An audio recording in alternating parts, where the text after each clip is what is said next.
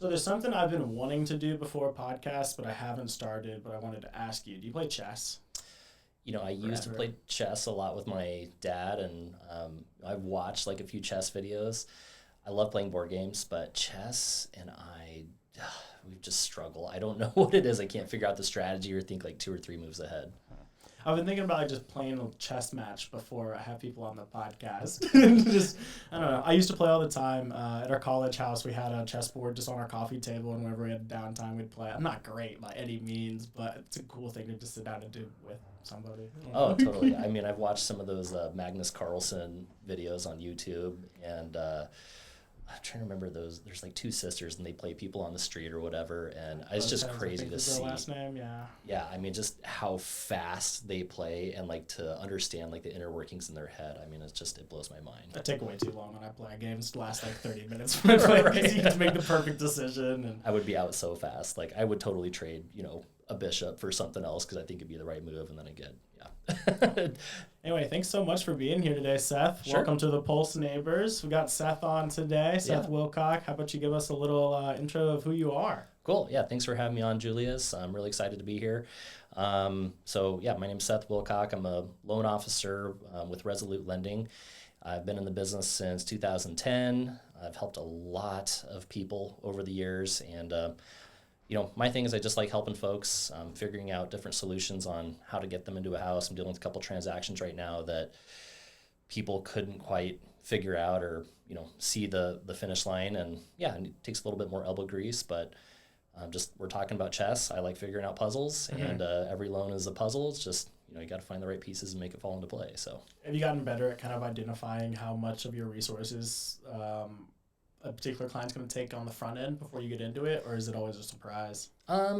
It depends. I try to ask like really good questions up front, because if I can ask better questions, they're going to give me better answers. And yes, I can determine like what this loan is going to look like and kind of see the finish before I start. Everybody's a little bit different, but my thing is I try to, cross as many T's and dot as many I's before we're under contract. Because if we can do all of that heavy lifting up front before they're under contract, once they are under contract, it just goes so much smoother and faster because we've gotten all the heavy lifting out of the way. So yeah, getting those systems outlined is really nice. And I'll definitely give shout outs. We've not worked together yet. Hopefully we will in the future. Yeah. But keeping lenders in the fold, I've had a couple of times here recently where I've been working with just whatever lender had already been in contact with the buyer that I hadn't worked with before, and it was challenging. Sure. Yeah. Just because I didn't know their systems. I didn't know how they worked. We ended up going 2 weeks without him knowing that we were under contract. Oh, no, that's not good. Yeah. It wasn't of no fault of his own. We were communicating with the wrong information. He had the wrong phone number for me, and I had the wrong email for him. We thought we were talking to each other, but we were not. How does that even happen? I'm so confused. He had 2 different emails listed on his website, and I guess he was like transitioning, and then just transposing of my phone number went wrong somewhere from my dad's the client, actually. Oh, no. So from my dad to the lender to me, just something got messed up somewhere, but it's okay because we had like a 45-day close, so it's no issue. Well, yeah, we've got a little bit more time on it. If we had like a 21-day close, we would be struggling right now. In a little trouble, for sure. We'd be struggling, but it's okay. We met and had coffee the other week. The thing that really stuck out with me in our conversation, and I brought it to the rest of our team because they also didn't really understand. And as soon as I heard that they didn't really understand, I was like, okay, well, I have to go talk to them again about this. Cool. Mortgage insurance covering appraisal gaps. Yeah. I had never heard of this. This sounds pretty novel. I suspected we were going to be talking about this today. It's, honestly, it's a strategy that I kind of stumbled across by accident in, I want to say it was like 2016, because I had an appraisal come in low, and I want to say it was a VA transaction, actually, that I was working on. And in this particular case, the veteran was doing like 15% down just because they wanted a lower monthly payment. And the appraisal ended up coming in low, so I'm like working around with it in my pricing engine, and come to find out, I was like, okay, well, the rate isn't really changing. There's not any mortgage insurance in this case because it was a VA loan. So, like, nothing happened. Like, I was like, we can still close on the deal. Like, it doesn't matter. So then I started thinking, I'm like, well, can I do this on other transactions too? Could I do this on conventional? Could I do this on FHA? And sure enough, we can. And to me, it was like kind of like a mindset shift, because I remember when I was taking my NMLS course and going through like the pre-licensing information and reading the study guide. And one of the things that it said in there was, if you have an appraisal that comes in low, the loan requires mortgage insurance. And that's all it said. And I was like, yeah, but people hate paying mortgage insurance, right? This is before I knew anything. Yeah. But that really is true. So let's say you have a client, they're starting out doing 20% down. And here, let me get my calculator, because we can work through some of the math here, and I'll just kind of show you how it works. But so let's say you have a contract price of, give me a contract price. 300,000. Okay, so let's take 300,000 times 0.2. Let's assume that client is starting out doing a $60,000 down payment, 20% of 300,000. Yeah. So that would give us a loan amount of 240,000, right? 300,000 minus 60,000 equals your $240,000 loan amount. Okay.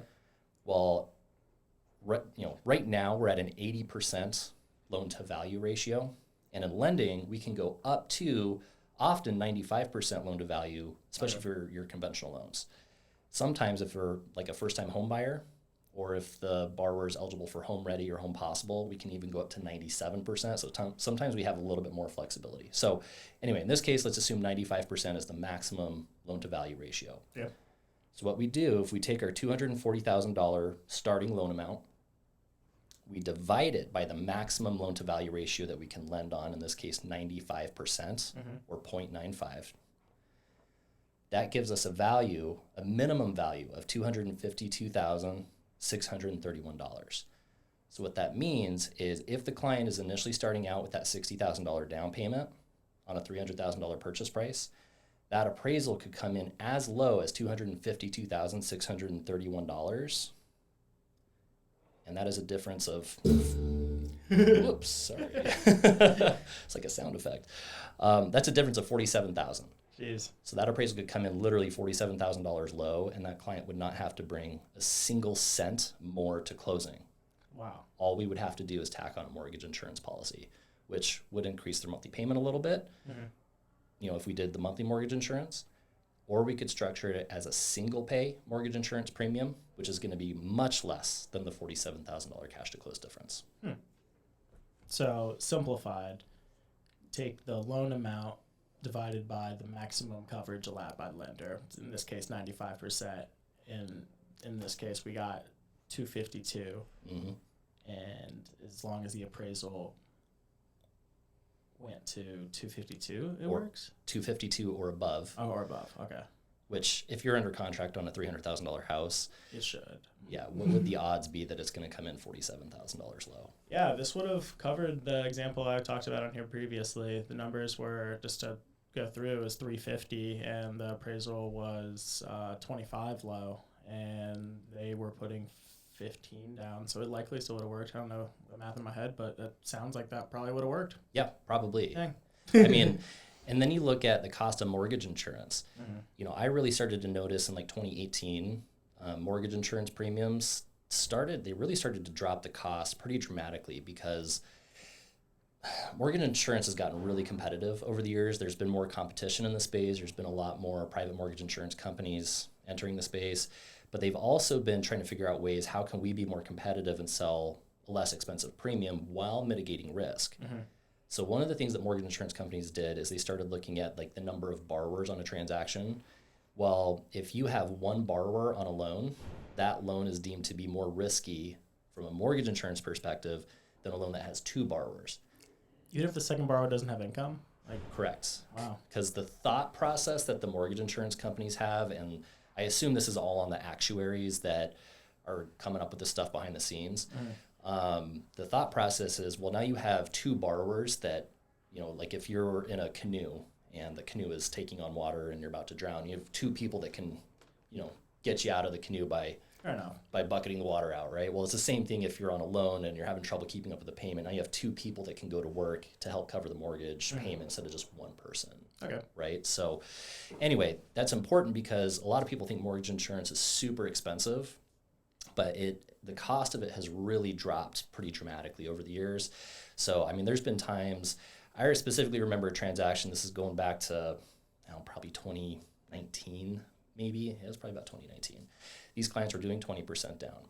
The appraisal on this specific transaction came in about $25,000 low, so similar to yours, right? Well, what we did is, since I knew about the strategy at that time and been practicing it, I reran the pricing on it, and the pricing on the loan actually improved. So the interest rate stayed the same, but I was able to give the clients like a $2,500 lender credit, even though the loan to value ratio had gone from 80% to like 82%, right? And what that did is like I looked at the cost of a single pay mortgage insurance premium, and it was like $1,200. So think about that. The cost of the mortgage insurance to buy out the mortgage insurance entirely, they don't have to pay it monthly, was $1,200. I was able to give them like a $2,500 lender credit. We covered the entire cost of the single pay premium and reduced their closing cost by $1,300, even though the appraisal had come in $25,000 low. It just doesn't make sense. Why is not? That's crazy. That doesn't become like regular practice at this point. It has to. And like I said, this is why it's such a powerful strategy. And like when I saw it in 2016 and then started putting it into practice and gone through a few scenarios, I mean, it was mind blowing. Yeah. And I didn't really start to see this strategy gain, national coverage or really get out in the inner workings until probably like 2020, 2021, when, everybody was bidding like crazy amounts over the list price. And now we're dealing with low appraisals because there just weren't comps to support what people were paying for homes, right? So it became a really popular strategy in 2020 and 2021, but I've been practicing it for a very long time. I've seen the power that it can do. I'll explain that scenario here in a little bit more detail in just a second, but let me go back on that specific transaction. We negotiated with the seller, and we actually got the seller to drop the contract price, $12,500. He said he would meet us halfway, right? So we got the lower purchase price with the seller. The buyer's cash to close went down, even though the appraisal came low, and their payment dropped because we were able to get, that price reduction as well. Yeah. So did the fact that they lowered the purchase price impact their ability to get that concession that they were able to use to cover the one-time premium, or not at all? Okay. Because that was a pricing difference on. So when we're looking at interest rates, right? Let's say, I guess the best way to explain it is, let's say you go into a grocery store and you're looking on the shelf and you see a 6.75 rate, a 6.875 rate, and a 7% interest rate, right? That's the product that you're buying. But the price tag, if you're looking at like the little sticker underneath, that's going to have a price associated with that rate. Okay, so the 6.75 rate would be the most expensive in that scenario. The 7% rate would be the the least expensive in that scenario. And the price of interest rates can change every day depending on what happens in the stock market. But anyway, I'm getting on a tangent. One of the things I meant to mention, going back to that scenario of like why did their cash to close drop, and it was because of that lender credit we were able to offer, because the loan to value had gone from 80% to like 82%. Right.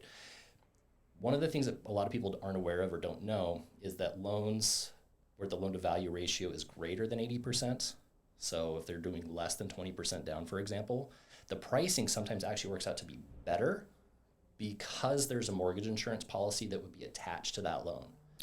And what lenders have figured out is that loan to a servicer is actually less risky in the event of default or foreclosure. Because it's mortgage insurance. Exactly. So now if that client defaults on it, the lender can then file a claim with the mortgage insurance company, mitigate some of their losses, recapture some of that loss, and then still sell the asset. So that's why in that scenario, they got that lender credit, because the risk on that loan actually decreased. So we were able to offer the credit, buy out their PMI. That's pretty cool. That's pretty cool. Now think about that from the seller's perspective and the listing agent, because they didn't know about this strategy. Do you think the seller was happy that they had to give up $12,500? No. As soon as you said that, I was like, they obviously didn't know, and that wasn't communicated because they wouldn't have done that. Correct. But what if the seller and the listing agent knew about that strategy? Probably would have stayed at the same contracted price, but have used the mortgage insurance strategy. Absolutely. Everybody would have. It would have been a win-win. Like, they didn't lose in the first scenario, but they lost $12,000. And, me as a lender, like, I'm going to advocate for my client, which is the buyer or the borrower, right? Like, I don't have any affiliation or tie to the seller, so I'm going to do anything and everything I can to help my client get the best deal that they can. It's not my duty to then go to the seller and say, hey, you don't actually have to do this, right? But it's an important strategy to understand, because if you're aware of it and it's on a listing and you know that a buyer is putting 10, 15, 20% down and you get a low appraisal, one of the, and let's say it's conventional or whatever, one of the first questions you should be asking as a listing agent, you should be calling the lender and saying, hey, what is the cost of the mortgage insurance if we just change the loan to value ratio? We don't want to lower the price. We just want to increase that loan to value ratio. Can you still lend on it, for one? And what is the cost of that PMI? Is that going to impact your borrower? Can they still qualify for the loan at that rate? Okay. So it can help sellers, it can help listing agents, it can help buyers. I mean, it's a multifaceted approach. It's solving a growing problem. Yeah, or helping solve it at least.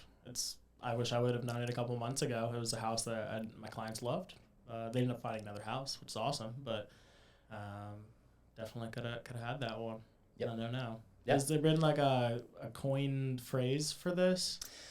I think, the thing that I've just heard most of is just an appraisal gap, right? But, with now some of these NAR lawsuit changes that are coming through in July, maybe we need to change that to a commission gap strategy. Yeah. Right? Because if you get a low appraisal and, the buyer's now paying the buyer's agent commission, I think one of the things that could be looked at as a negotiating tool is, well, we still want to move forward with the house. Would you be willing to drop your commission a little bit to help us, offset the cash to close? And in this case, if you know about this strategy, you can actually protect your commission, because maybe you only have to give up $1,000, or maybe we can get $1,000 seller concession or whatever, but it's certainly going to be less than a $10,000, $12,000 realtor commission, right?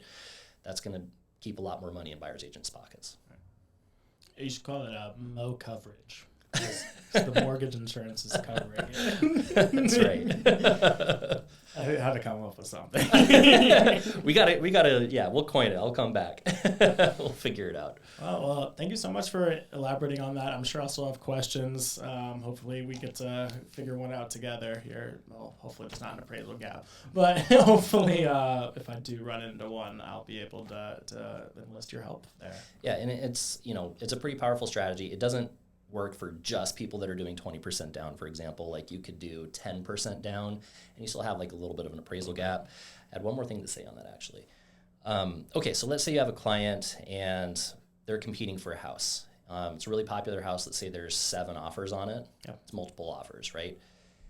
If you're able to write in some sort of appraisal gap, like if the appraisal comes in low, we're still going to pay full price for the house. Do you think that would increase your chances of getting your contract accepted when you're competing against 6 or 7 other offers? Oh, yeah. Absolutely, right?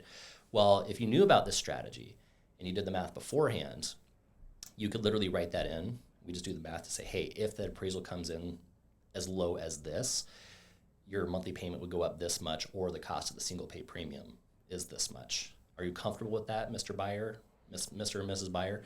They say yes, and then you can write that into your contract, and we know worst case, this would be the change to the loan, this would be the change to their payment. So you're suggesting to write my appraisal gap where the mortgage insurance would cover it? You could. Yeah, okay. I wouldn't say do that on every transaction. Yeah. But if it's a really competitive one and your buyers really want it and you're competing against other offers, that could be the thing that moves your offer from maybe the middle of the stack to maybe the top. Right? And I've seen that happen many times. So I'll do another quick scenario.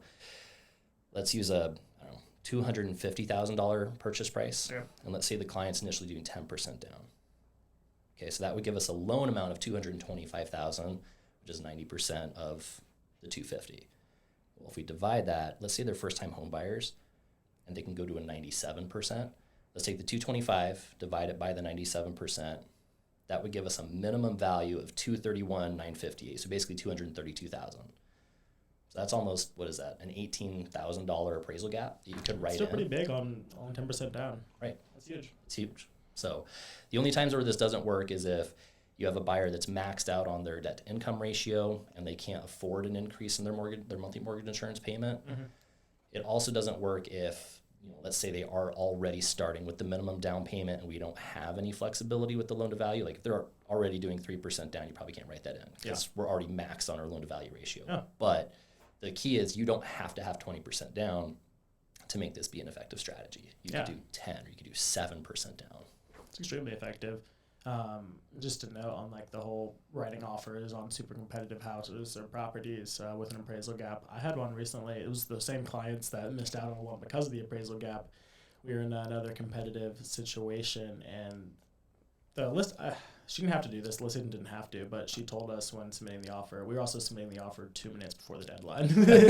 so she gave us the bone. She was like, hey, there are a couple people that have submitted appraisal gaps with their offers. Like, you should probably include one. So we got one put together, and we did that. We didn't end up needing it, but it was crazy that people were submitting. She said half of the offers had an appraisal gap, and nobody thought it would need one, like even close to it. But it's crazy. Things get competitive. You don't know what's going to happen. Like I have so many stories on this where this has helped folks. I had these clients, they were moving from Boston, I want to say, it was somewhere on the East Coast, and they were moving to Colorado. And they found us through like a class that we presented through like one of the local libraries, for example. They were good buyers. I mean, they were pre-approved up to like $750,000. They ended up going or writing an offer on like a $550,000 house, right? They were doing 10% down, and we started talking about appraisal gaps because this was like 2020. I mean, it was just crazy competitive, and I mean, they were going up against 10 other offers, right? Mm-hmm. Well, I talked to them about the strategy. It was like a Saturday. I remember I was in like Walmart with my family, and they called me like freaking out, like panicking, like, we can't do this. We don't have an extra, $35,000 that we can put down. I was like, you don't need to. And they're like, what?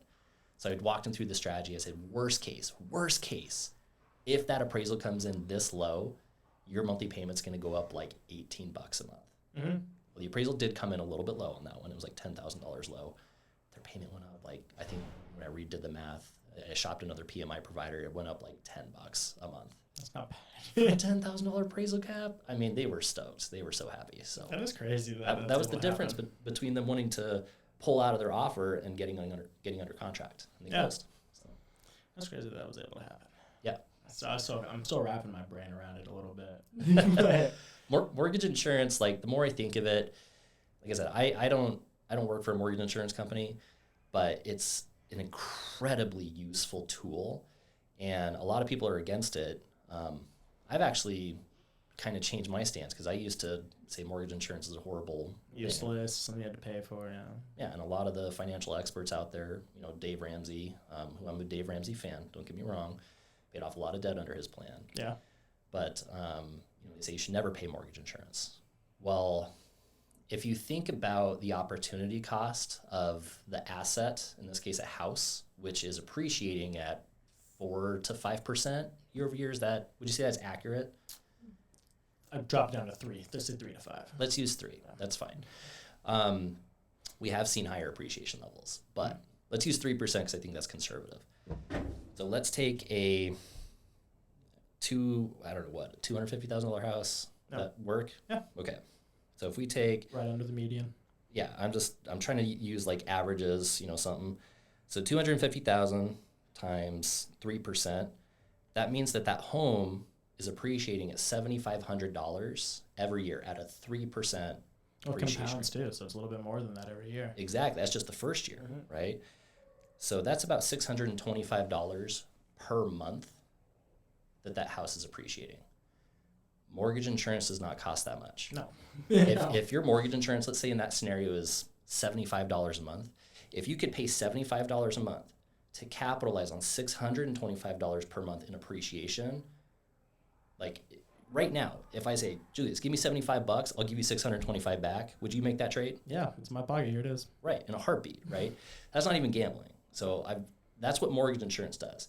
It allows you to capitalize on that appreciation sooner, and then maybe after 3, 4, 5 years, depending on the appreciation rate on that home, you might be able to refinance out. You might be able to cancel your PMI completely. Mm-hmm. But the thing is, mortgage insurance can actually allow you and enable you to build wealth by jumping into your investment, in this case, a house, much sooner as opposed to delaying your purchase. Yeah.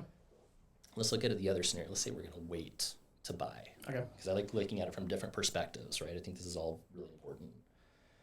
Okay, so a $250,000 house, how long do you think it would take to save 20% on that? Probably at least half a year, but probably a year. At least a year, right? Let's assume that this client already has $10,000 saved up, so they need to save another $40,000 roughly. So I'm going to say it's probably going to take longer than that because I don't think most people have the ability to save $40,000 in a year. So I'm going to say 3. Okay. Okay. So let's take $250,000. I still think that might be a little extreme, but anyway, let's see what that house would cost in another 3 years. Because in this case, the client they have $10,000. They're going to save up another $40,000. Let's say it takes them 3 years to do that.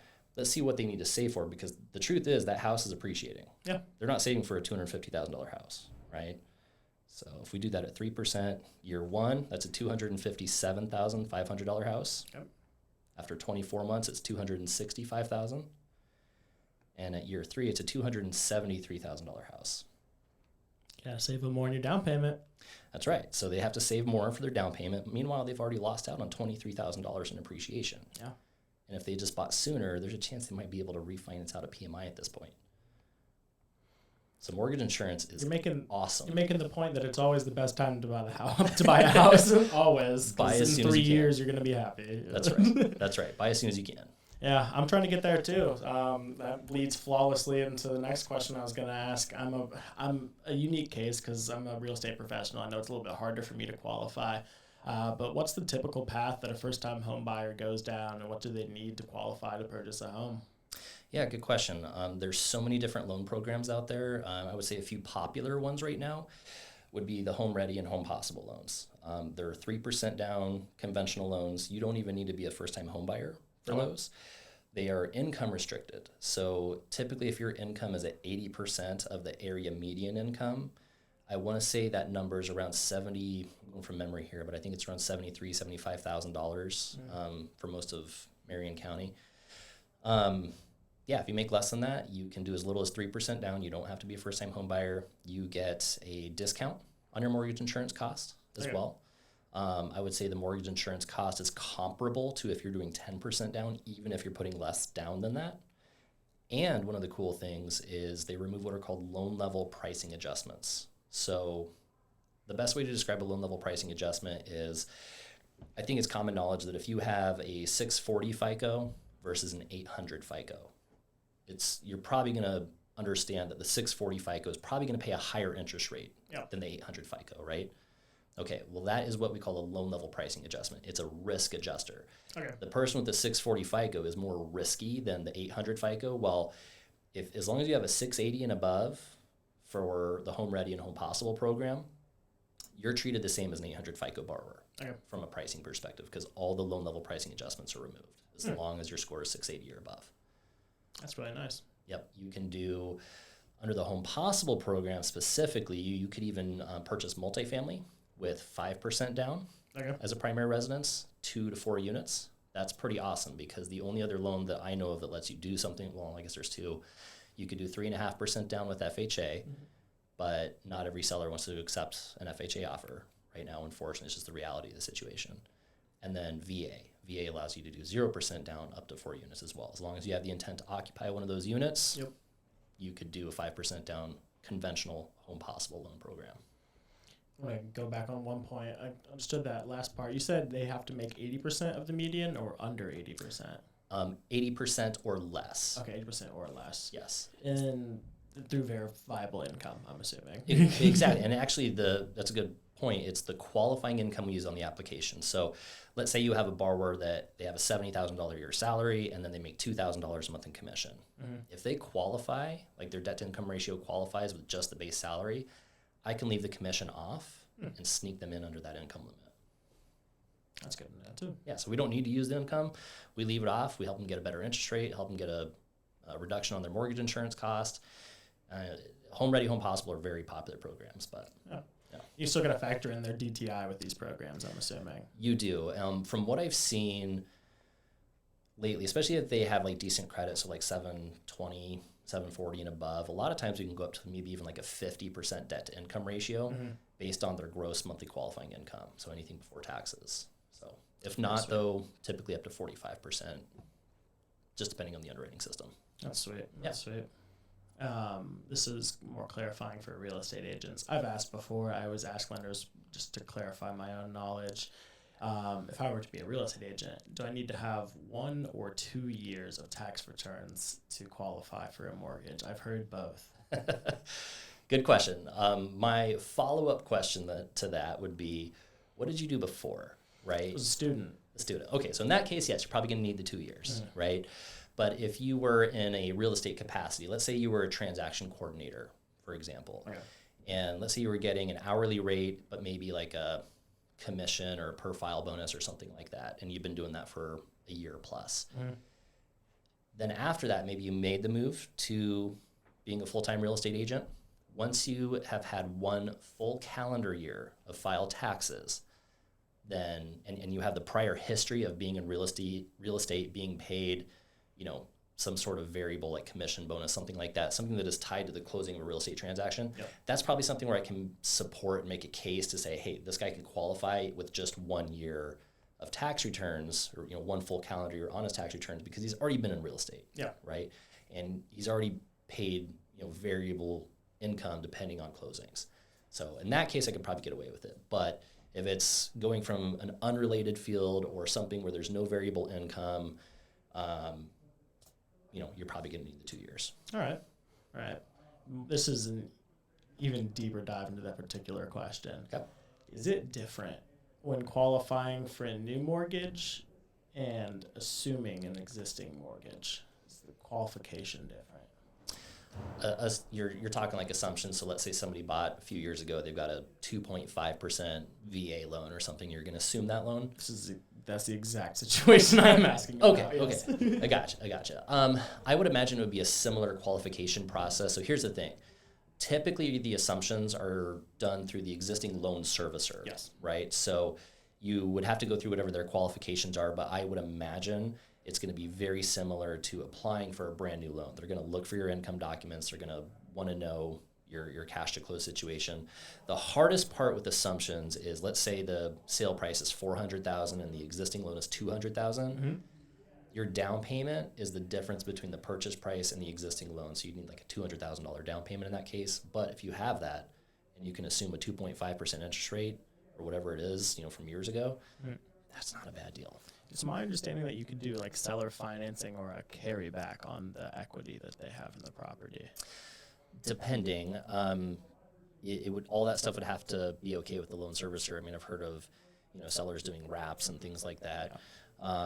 There's a lot of creative solutions coming around. I know in some cases you might even be able to get like a fixed rate second or something to help supplement that down payment. So yeah, it just depends. Every scenario is a little unique, a little different. I've been diving into that a little bit, just trying to find out how to get a home, man. Yeah. No, I think assumptions, if you can afford it, can be a phenomenal way to go, for sure. Yeah, parents are looking to retire at the end of the year or in February, and I need a house, so who knows? We'll see. What else do I have on here? This is unrelated to real estate whatsoever, but we don't even have to talk on it much. But I heard it on the news this morning and just wanted to make sure I talked about it. They're getting rid of non-competes. I think that's huge. The Supreme Court just ruled that they are banned, effective immediately. Now business bureaus are going to be appealing that decision as much as they can to their ability. It does not exist or operate towards high-level executives, but for average employees, I think that's pretty huge. Is this for like every industry, or wow, that's massive news. That would help me out a few years ago, actually. I didn't really have to struggle with it too much, but it was like a little bit of a stressor. Switching brokerages, I had signed a non-compete, and there were certain things that I was not supposed to do. I don't know.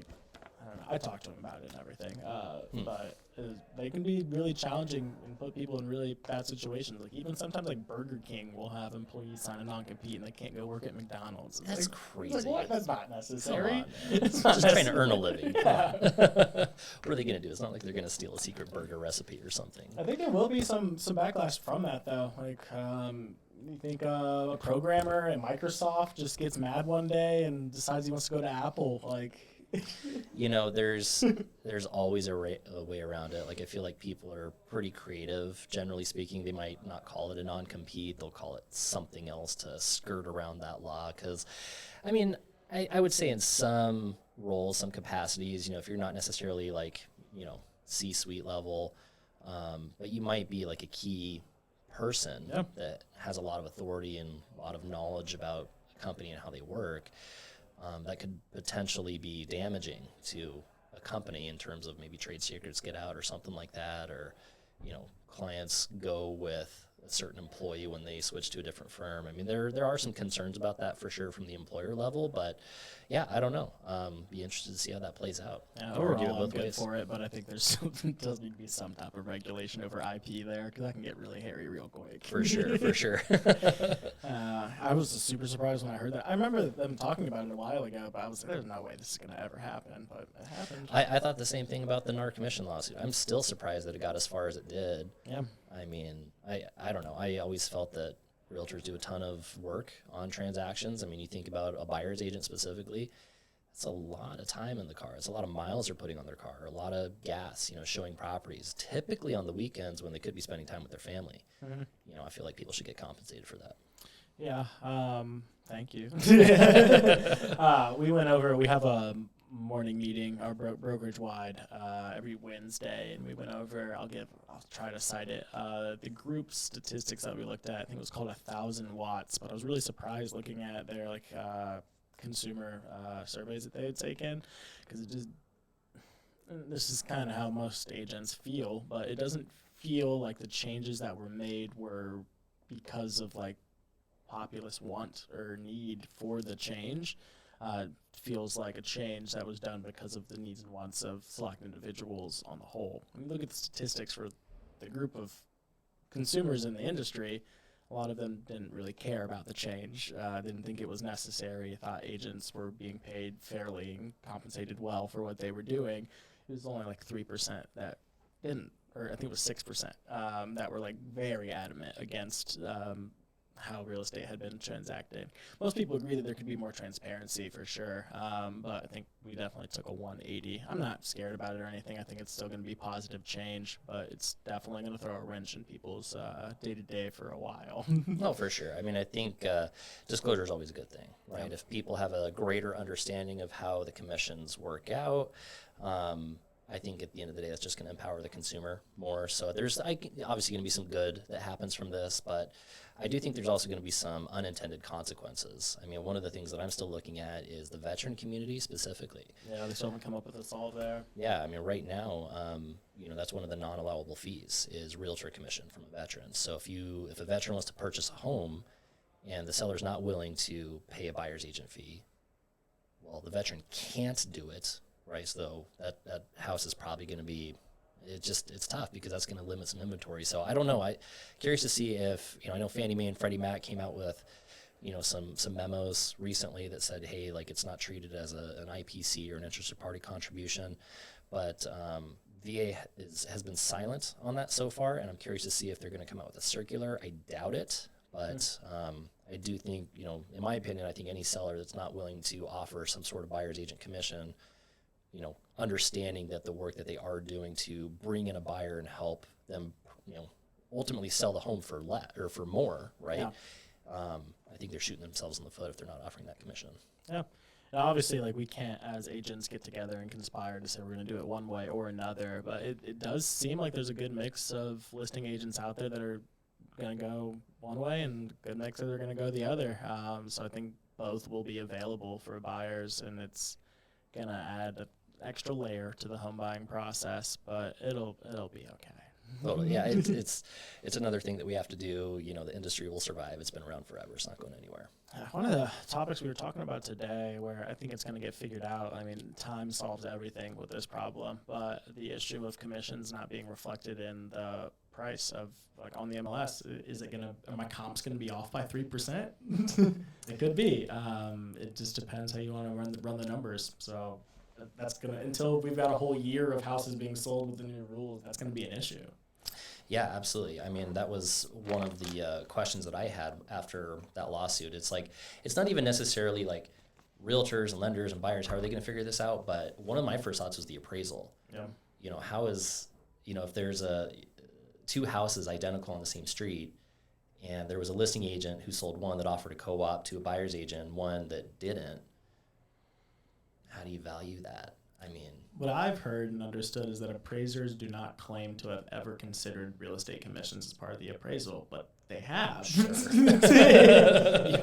If you're taking the sales price, that has included the price of the commission, stated explicitly or not. It has. I know, just like, I don't know. I'm going to keep my mouth shut on that stuff. I don't want to get in trouble. But. Yeah. They need to come up with some language that is going to... I guess they don't really have to. All they have to do is wait a year. They don't have to say anything if they don't want. They can just be like, we're going to do it for a year, and we're going to do it. There's going to be different people doing it different ways. That could be what happens. But I hope they come out with language that helps us kind of understand that better, because as a realtor, as a loan officer, as any function in real estate, we would like to know what we're looking at. Well, it's I don't know. It's probably going to be an adjustment on the appraisal maybe. Yeah. Because, I mean, if you have a non-arm's length transaction where... it's just, I don't know, I've got a dad and a son buying a house. Or the son is buying the dad's house right now, right? There's no realtors or anything like that. It's a non-arm's length transaction. There's a line item adjustment that's on the appraisal for that. Like, was this a non-arm's length transaction? So maybe there's going to be something like that they throw in to account for commissions. I have no idea. We discussed that next, and then the issue that we came up with was, well, is the MLS going to require that when we close a sale, we report what the buyer's agent commission was? Because in some cases, the listing agent may not know. Yeah, and that's a good point, one that I hadn't really considered. I would think to stay in compliance with the lawsuit, I would probably think no. Yeah. I mean, just because they're saying... But then the appraiser's not going to know. If it's not on the MLS, they're going to have no way of factoring that in. So I guess True. We are truly not going to... You're going to get more calls from the appraiser. I have no idea. I mean, it's, a lot to be figured out. It changes constant. In a short period of time, too. July 1st, everything changes. Yeah, it's coming up soon. Us as a brokerage, we're going to try to make our changes June 1st, have kind of a month of feeling everything out so we know how things work. But we'll see. I think it's a lot of it is, and especially a lot of the realtors that I've spoken with, it sounds like it's just going to be business as usual, just with a little bit more disclosure, a little bit more paperwork. Yeah. We've talked a ton about real estate today. Is there anything else real estate related you want to jump into? Yeah, I don't know. I mean, I guess some questions for you. What are you seeing as popular strategies for first-time home buyers or even sellers right now? What would be what if I had a house that I wanted to sell? What would be my first thing that I should do? It's a great question. I'm helping my uncle sell his house right now, so I'm going to use his as an example. They're also picky buyers, so they're a great example. The advice that I've given them when selling their home, and they had gotten advice, we have a couple of different realtors in the family and from other just individuals that they know, they, before talking to anybody, had the assumption that they need to make all these changes in their home. I just told them no and said maybe some of them, yes. But they wanted to replace their floors, and they look fine. There's just a couple of sections that are taken up, and I asked them the question, if you go look at a house and it has brand new floors that you don't like, are you going to buy the house?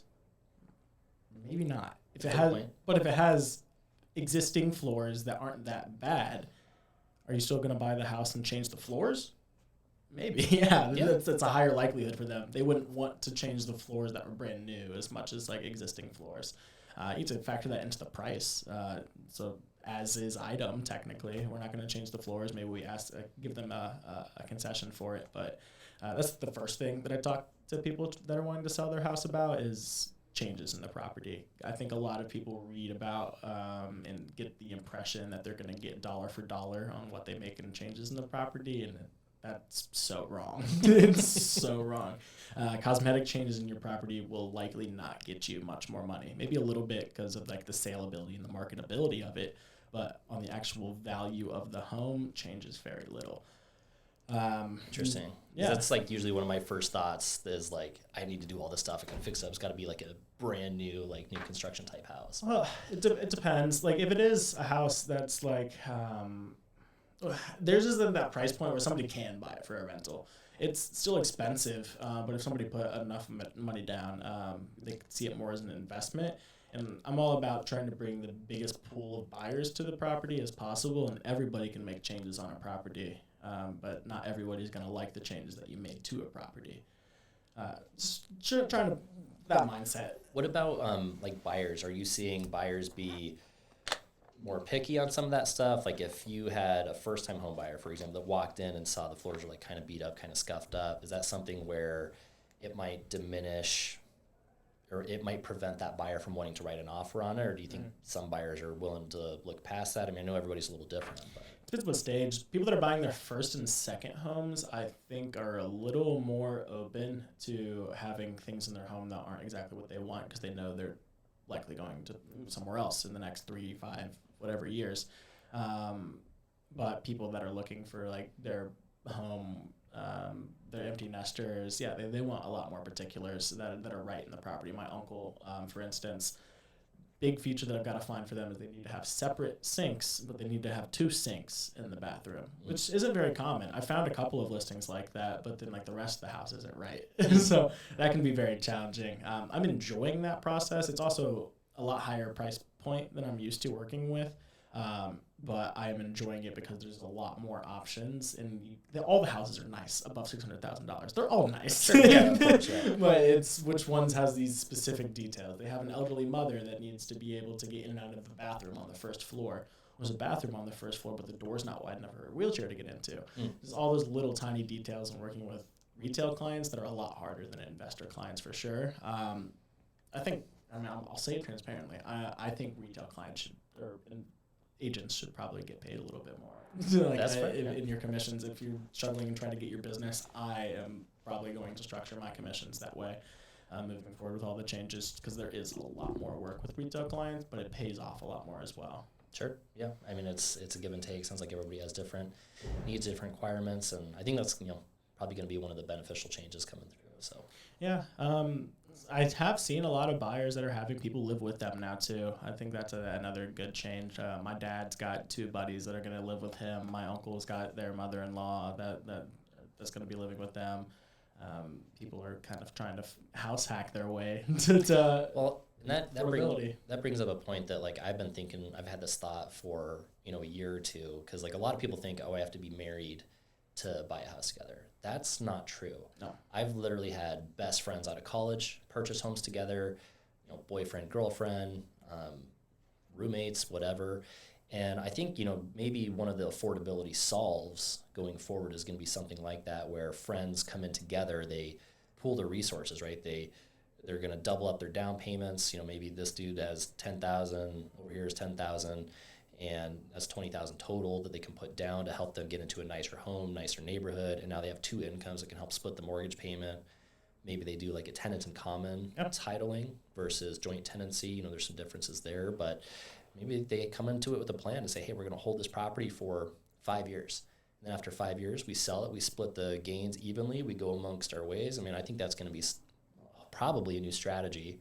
Hopefully people start to figure that out going forward.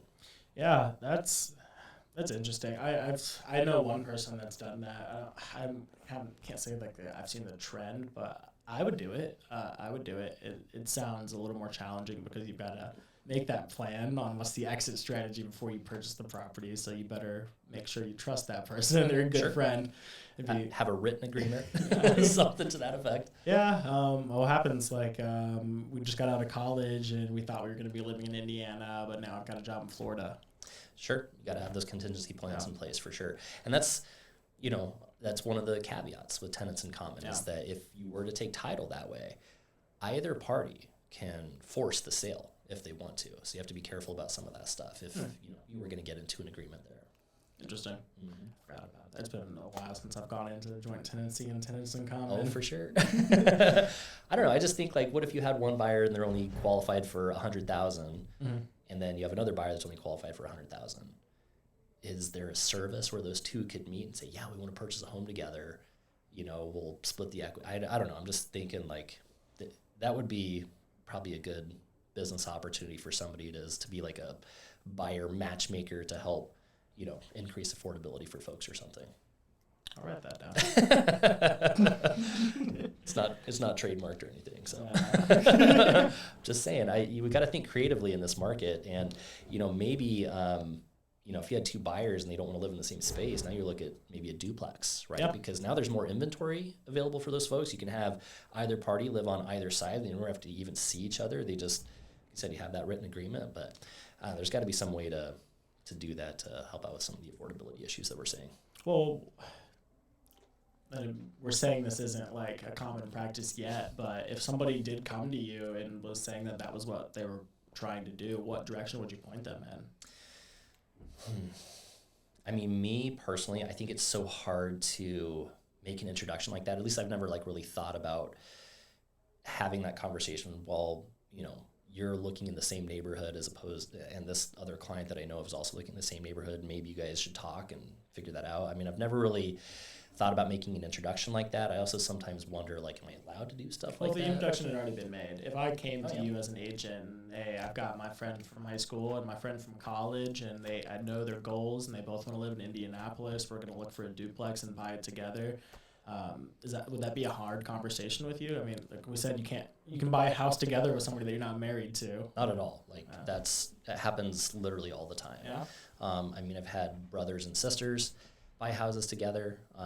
They just have a plan in place. But no, I mean, in that case, we could literally put them on separate applications, mark that they're both going to occupy the home.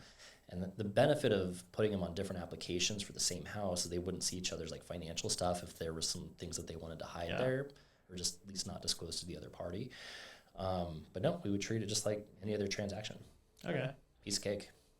Would those tenants have the choice of splitting up how it was paid? Say, buyer A gets qualified for $100,000 and buyer B gets qualified for $150,000, but the purchase price is only $200,000. Can buyer B only use $100,000? Can they choose and negotiate how it would be split, or would it have to be even?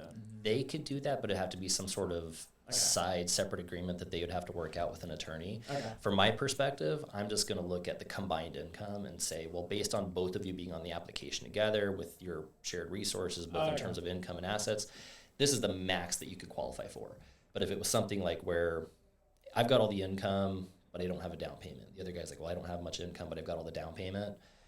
They'd have to figure out what that agreement looks like. Okay. And probably, like I said, work with some sort of attorney to spell out the details of that. Yeah, I could definitely make a marketing video about that. Yeah, I mean, it's just, like I said, there's got to be some creativity and some problem-solving skills that we come together in the community to help folks buy something that they want to afford. So I'll even put some Google ad dollars behind that one. I think that one's important for people to know. I mean, what if, I'm just thinking, what if there was some sort of platform that people could plug in their details, and it's almost like, Match.com or eHarmony, but instead of it for people finding love, it's we want to find a house. Yeah. Right? And then it just matches those people up saying you guys are the same neighborhood, you have similar credit profiles, whatever. And then, I don't know, there's got to be. That's what the company wouldn't want that liability. Exactly. There's got to be ways to mitigate that, maybe with some disclosure forms or something while people are signing. We matched you guys. You guys have to meet with a lawyer. Yeah. Use our in-house lawyers. We'll draft up the paperwork. I don't know. I don't know. People do it. Yeah, it's a valid strategy. I mean, I can see that happening to myself, to be honest. Yep. Right, enough real estate talk. I think we've got plenty of that out of the way, but real estate adjacent in my mind is nature, the forest, trees, all that good stuff. If it has something good to do with you, if you're connected to it, has any connection to your life, it's connected to real estate because we all live somewhere. For sure. We connected on Instagram. I'd been following you for a while. The moment that I decided to send you a message was you planting a whole bunch of trees. That definitely sparked my interest. Anybody that's about nature, I'm going to take particular interest to. How about you tell us a little bit about what got you involved in your property down in Nashville, Indiana? Yeah, sure. So my wife and I moved from Colorado to Nashville a couple of years ago. And, we just fell in love with the house, basically. We ended up getting married in Nashville almost 11 years ago. Her family lives in Columbus, Indiana. So we have family nearby. We always liked Nashville. It's a really cool town. We would come out in the summers with our boys, and I think there was one summer we came down for a week or two with our kids, and we had so much fun. And I think that was the summer where we looked at each other and started talking like, maybe we could actually live out here. Maybe we could make that happen. And at the time, it was like, maybe it'll happen, maybe it won't. But it was so funny, like that night that we were having that conversation, my wife's in bed and she's like, looking on her phone on Zillow or whatever. And she comes across this property and she fell in love with it. And she's showing it to me and I'm looking at the photos. I'm like, yeah, the house is amazing. And it literally had everything we wanted. I mean, checked all the boxes. And what's so funny is we probably saw that house a year and a half, maybe 2 years before we decided to move out. And that's the house we ended up moving into. So that property came with about 100 acres. And the people that we bought it from had logged all the woods and took all the timber off.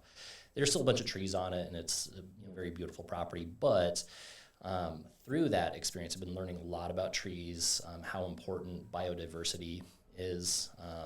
I've become a closet gardener, if you will. I love gardening.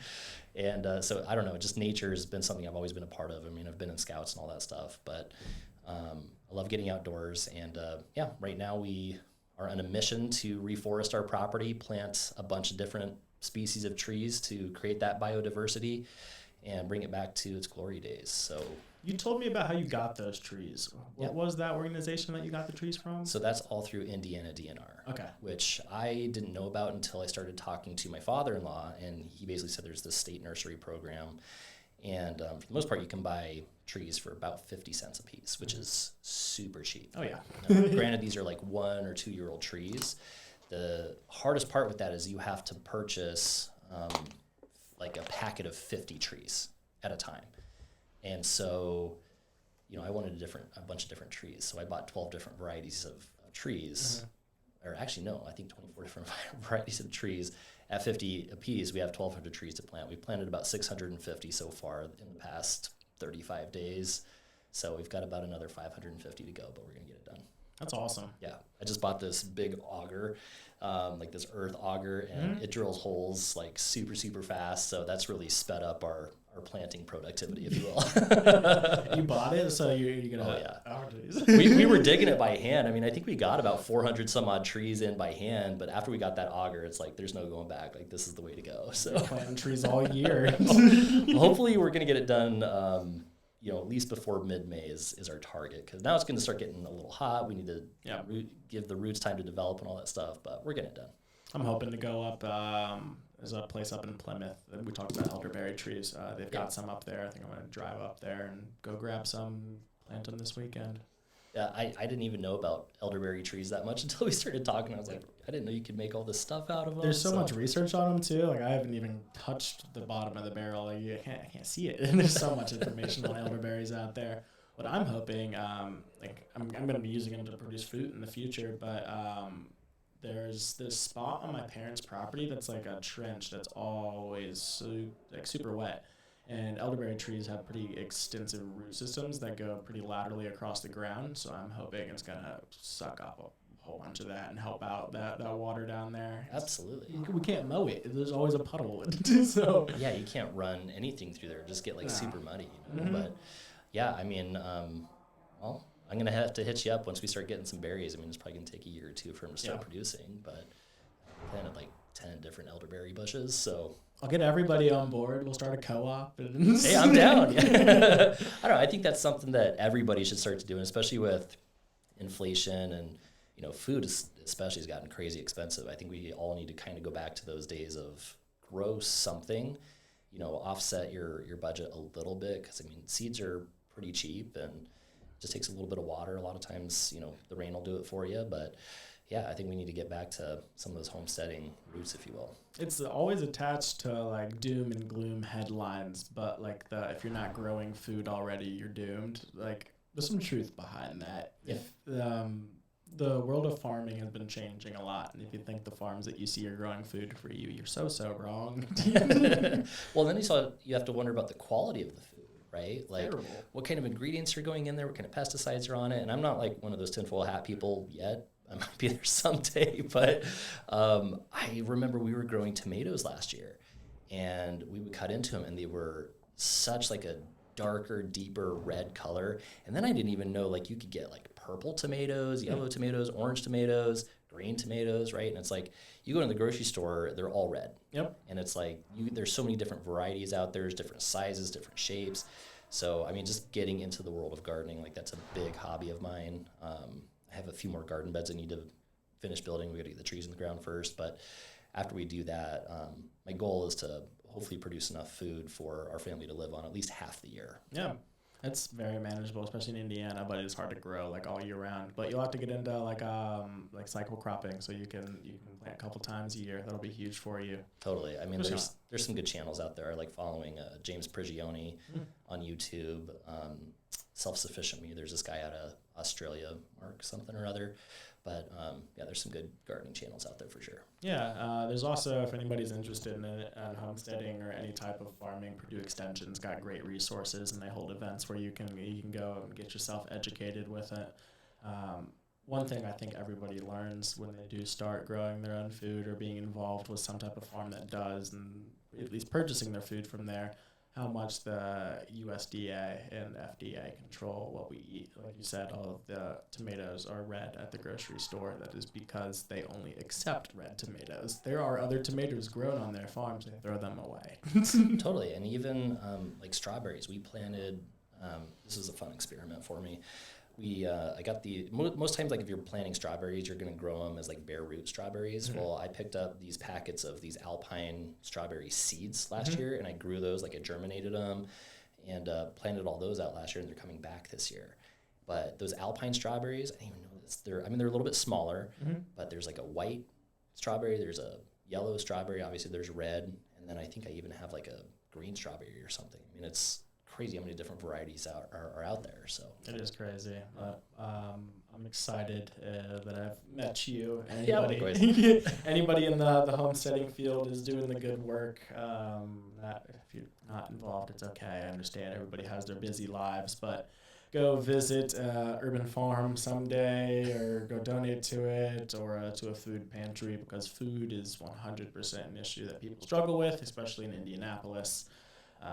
There's so much that we can give back just on that front. It's my opinion that food is the basis of one's well-being, your financial, mental, spiritual, all of it. If you're not eating the right food, can't have the right thoughts, can't have the right motivation to do what you need to do. Everybody struggles. I don't eat the right food all the time. Well, and even on that note too, just be careful what you put in the ground, because this is something that's become abundantly clear to me, especially since moving to Indiana, is just be conscious of like invasive species versus native species, because you put something in the ground and it can just take over. So you got to be careful about that. So I always say, like, try to plant native, whenever possible. I mean, I've seen firsthand the devastation that even in my backyard right now after they logged it. I have tons of autumn olive, ailanthus, and some Japanese honeysuckle that I need to get rid of. I mean, it's bad to see how quickly that can take over an area. And the reason those are bad is it just eliminates biodiversity. So you're not going to have as many birds, you're not going to have as many insects, you're not going to have as much life in a certain area. So just be conscious of what you're putting in the ground, is my opinion. Yeah, I think that's an extremely valid point. A lot of people just want to grow what they want to grow. Yep. They don't think about it. Yep. Think about what it's going to be like in 3, 4, 5 years. Yeah. And there are some out there that are... people get lost in the definitions, like us. Just because something's not non-native doesn't mean that it's always invasive. Like hazelnuts. There's not, I could be wrong about this, but I don't think there's an American hazelnut that we eat. There is. There is? Mm-hmm. I just planted some. Really? I know that the majority of the hazelnuts that are grown in America for consumption are not American hazelnut trees. True. It just depends on where they're coming from, what kind of trees they are, for sure. So you have to look at some of that stuff. Yeah. There's a lot to go into with all that. We won't even touch that subject at all. But again, thank you so much for being here. I do have 3 questions I ask everybody before they get out of here. Not 3 questions, but a question about 3 things. Could you name 3 places that you enjoy in and around Indianapolis? Could be a park, a restaurant, your office space, coffee shop, anything. Yeah, definitely. I'd say if you are going to be in Nashville anytime soon, there's some wonderful coffee shops there. Sweet Teas is a favorite place of mine. I like to go in there and get some work done. Really nice setting. Jamie, the owner, is super, super nice. And then also Daily Grind. Andy's the owner there. Really nice place to be. It's a good spot. And then also in Nashville, I should say. would be Bird's Nest Cafe. Their food is incredible. The owners really do a good job about, taking care of the restaurant. And I think one of my favorite details about that restaurant specifically is, depending on the time of year, so it's called Bird's Nest Cafe, but they'll change up the birds that are in the restaurant. And it's just one of those little details that I love. So like in Halloween, they'll fill the place with like crows. And then I think in springtime, there's like a bunch of owls and things like that. So it's a little cool place, and the food is phenomenal. Great. Yeah. Well, thank you so much for sharing. I think it's always good to shout out where you're going. Yeah, you bet. I'll shout out a couple that I haven't recently and new places I've gone, because I do this every time. Sure, yeah. But, I've recently found that Half Liter in Broad Ripple has great barbecue. I've always been wanting to go there. Have now. Great spot. Where else have I been recently?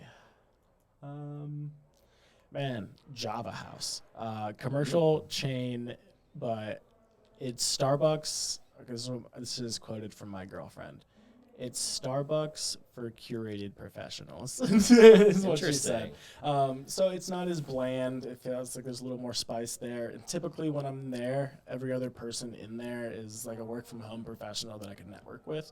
Whereas opposed to Starbucks, I have no clue who's in there because it's average and draws everybody. I really like the experience of Java House, and the Cloudy Days drink they have right now is very good. Yeah, check that out. You said that's in Broad Ripple? Java House is all over. I don't know where the nearest one is, actually. The only two I know. There's one in Carmel, and there's one right by my apartment in Zionsville. Okay. There's only two I know of. I really enjoyed Zionsville. I was up there, met lovely. a buddy, and I was like, this is a really cool place. Like, I like that a lot. I like Broad Ripple a lot. Those are two awesome places. I'm going to try to keep a connection to Zionsville my whole life. Hopefully, if I get to purchase my parents' house like I'm talking about. But the one in the Java House in Zionsville is interesting. It is more like a Starbucks, like the actual restaurant, but there's a Java House over in Carmel, and it's a restaurant. Like, you sit down and you get a menu, and it was the best chicken salad croissant I'd ever had. It was really good. You're making me hungry. I have to get some food after this. I do too. I think of one more spot to shout out, though. One more. Maybe, and I haven't been going a whole bunch of places lately. New place in Zionsville that I finally checked out. It's called Public House. It's a little bar. It's in this building that's been like cycling different bars. It's been a challenge, but it looked like this one's gonna stay. So Public House in Zionsville. I checked out I don't remember what the burger was last week, but it was pretty good. Interesting. You're giving me some good recommendations here. Well, thanks so much, Seth. Yeah, thank you again, Julius.